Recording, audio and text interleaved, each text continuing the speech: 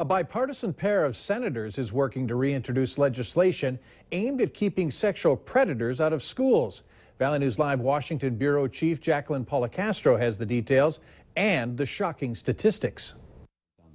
Senator Pat Toomey is a dad of 3 young children. Senator Joe Manchin has 8 grandchildren, so this hits close to home.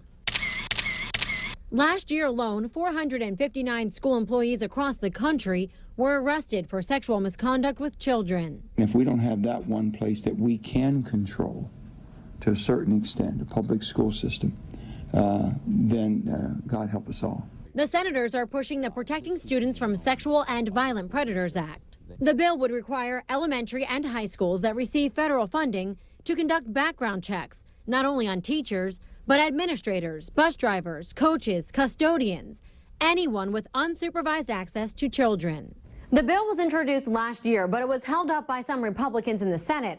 They opposed the legislation, saying the federal government shouldn't tell states how to deal with their school personnel. States sending known predators to schools across state lines is a problem. The practice is so common, it actually has a name: passing the trash.